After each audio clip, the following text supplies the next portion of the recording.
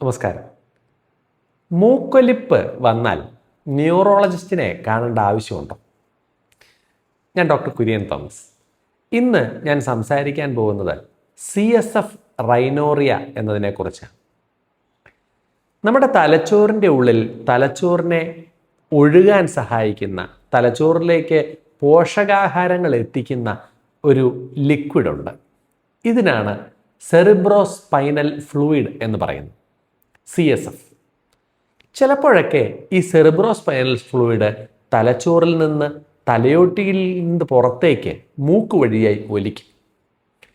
മൂക്കൊലിപ്പാണെന്ന് ചിലപ്പോഴൊക്കെ ആൾക്കാർ വിചാരിച്ചേക്കാം. ഈ പറയുന്ന സാഹചര്യത്തിനാണ് CSF റൈനോറിയ എന്ന് പറയുന്നത്. അപ്പോൾ മൂക്കൊലിപ്പ് വന്നാലും ചിലപ്പോൾ ന്യൂറോളജിസ്റ്റിനെ കാണേണ്ടതുണ്ട്. എന്തുകൊണ്ടാണ് ഇത് സംഭവിക്കുന്നത്? സാധാരണഗതിയിൽ നമ്മുടെ ശരീരത്തിൽ വരുന്ന അസുഖങ്ങളോ ഒന്നും തലച്ചോറിൻ്റെ ഉള്ളിലേക്ക് എത്താത്തത് അതിനു ചുറ്റും മെനിഞ്ചസ് എന്നൊക്കെ പറഞ്ഞുള്ള ആവരണവും പിന്നെ തലയോട്ടിയും ഉള്ളതുകൊണ്ടാണ്.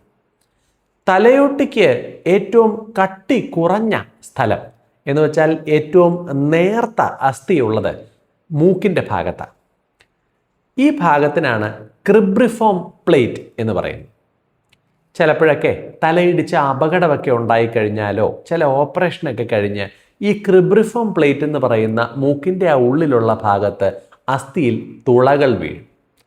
തുളകൾ വീണാൽ തലച്ചോറിൻ്റെ ഉള്ളിലുള്ള ഈ CSF എന്ന് പറയുന്ന ഫ്ലൂയിഡ് പുറത്തേക്ക് ഒഴുകും. തുടക്കത്തിലൊക്കെ ആൾക്കാരിത് മൂക്കൊലിപ്പാണെന്ന് വിചാരിക്കും. ഈ അവസ്ഥയാണ് CSF റൈനോറിയ എന്ന് പറയുന്നത്. എന്തൊക്കെയാണ് ഈ CSF റൈനോറിയ അല്ലെങ്കിൽ തലച്ചോറിലെ ഫ്ലൂയിഡ് മൂക്ക് വഴിയായി ഒലിക്കുന്നതിനുള്ള കാരണങ്ങൾ? ഏറ്റവും പ്രധാനം തലയിടിച്ചുള്ള അപകടങ്ങൾക്ക് ശേഷമാണ്. തല എവിടെയെങ്കിലും ഇടിക്കുന്നു ശക്തമായ രീതിയിൽ, ആ സമയത്ത് ഈ എല്ലിന് പൊട്ടൽ പോലെ അല്ലെങ്കിൽ തുളകൾ വീഴാം.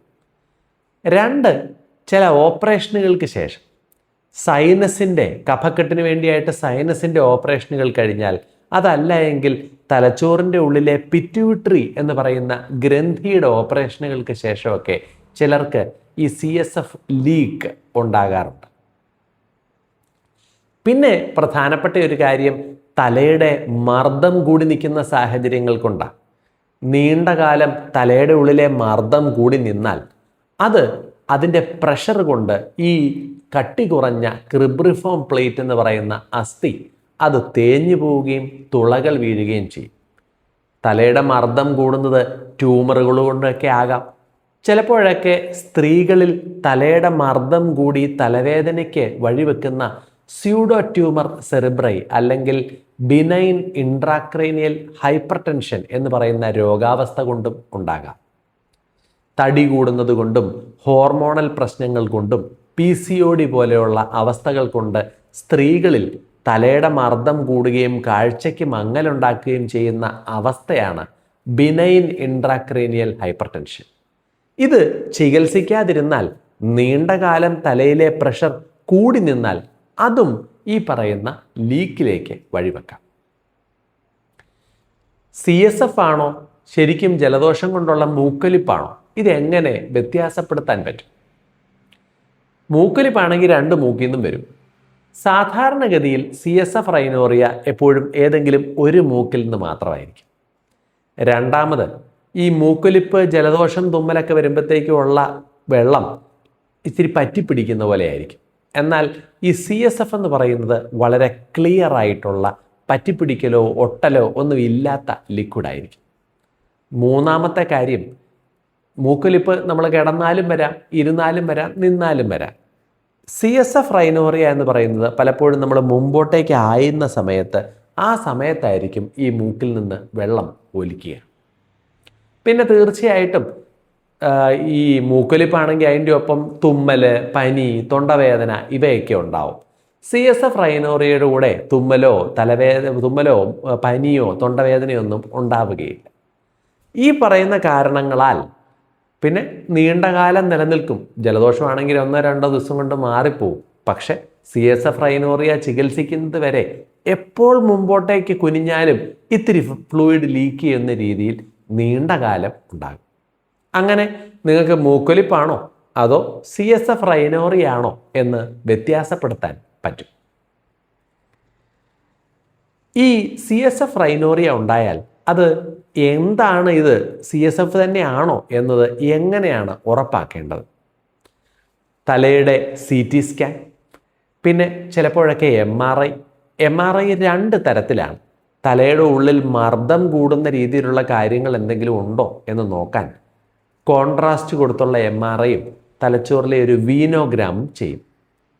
അടുത്തത് ഈ ലീക്ക് നോക്കുന്നതിന് വേണ്ടി സിസ്റ്റോണോഗ്രാം എന്ന് പറയുന്ന ഒരു സ്കാൻ ചെയ്യും. ലീക്ക് കൃത്യമായി എവിടെ എന്ന് മനസ്സിലാക്കാൻ ചെയ്യുന്ന സ്റ്റഡിയാണ് CT സിസ്റ്റോണോഗ്രാം. എന്ന് വെച്ചാൽ രോഗിയുടെ നട്ടലിലേക്ക് ഒരു ഡൈ കുത്തിവെച്ച് രോഗിയെ കിടക്കാൻ അനുവദിക്കും, എന്നിട്ട് CT എടുക്കും. അപ്പോൾ ഈ മൂക്കിലൂടെ ഈ ഡൈ ഉള്ള CSF പുറത്തേക്ക് ഒലിച്ചു വരുന്നത് കൊണ്ട് നമുക്ക് എവിടെ നിന്നാണ് കൃത്യമായി ലീക്ക് എന്ന് മനസ്സിലാക്കാൻ പറ്റും. പ്രശ്നമുള്ള ഒരു കാര്യം, തുടർച്ചയായി ലീക്കുള്ള, എപ്പോഴും കുനിഞ്ഞാൽ അപ്പോൾ ലീക്ക് ഉണ്ടാവും എന്ന രോഗികളിലെ നമുക്ക് ഈ CT സിസ്റ്റോണോഗ്രാം ചെയ്യാൻ പറ്റും. ഇടയ്ക്ക് ലീക്ക്, ആഴ്ചയിൽ ഒരിക്കൽ ലീക്ക്, അങ്ങനെയുള്ളവർക്ക് ലീക്ക് ഇല്ലാത്ത സമയത്താണ് നമ്മൾ നട്ടലിൽ ഡൈ കുത്തി വെക്കുന്നത് എങ്കിൽ അത് പുറത്തേക്ക് ഒഴുകി വരണം എന്നില്ല. ഇത്തിരി CSF ഒക്കെ പുറത്തേക്ക് ഒലിച്ചാൽ എന്താ, അതങ്ങ് ഒലിച്ചോട്ടെ, വെറുതെ എന്തിനാ ഈ ടെസ്റ്റൊക്കെ ചെയ്യുന്നത് എന്ന് ചിന്തിച്ചാൽ അതിന് എന്താണ് ഉത്തരം?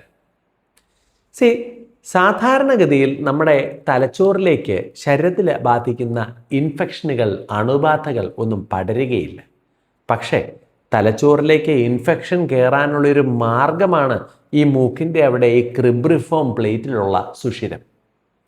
ഇപ്പോൾ നമുക്ക് ബാധിക്കുന്ന പനി, ജലദോഷം, ഇങ്ങനെയുള്ള അസുഖങ്ങളൊക്കെ തലച്ചോറിലേക്ക് പടർന്നു പിടിച്ച് സീരിയസ് ആയിട്ടുള്ള മെനിഞ്ചൈറ്റിസ് പോലെയുള്ള അവസ്ഥകൾ ഉണ്ടാകാം.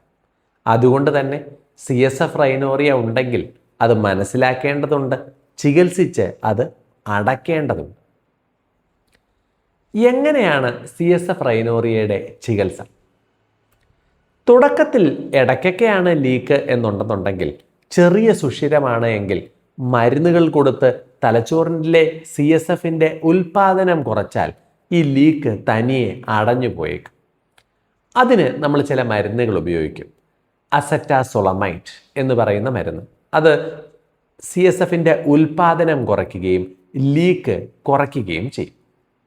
പിന്നെ അതേ സമയത്ത് രോഗി മൂക്ക് ചീറ്റാൻ പാടില്ല, ഭാരമുള്ള സാധനങ്ങൾ എടുക്കാൻ പാടില്ല, സ്റ്റെപ്പൊക്കെ ഒത്തിരി കയറാൻ പാടില്ല, തലയുടെ മർദ്ദം കൂടാവുന്ന രീതിയിലുള്ള സാഹചര്യങ്ങൾ ഒഴിവാക്കുകയും സ്ട്രെയിൻ കുറയ്ക്കുകയും ചെയ്യണം.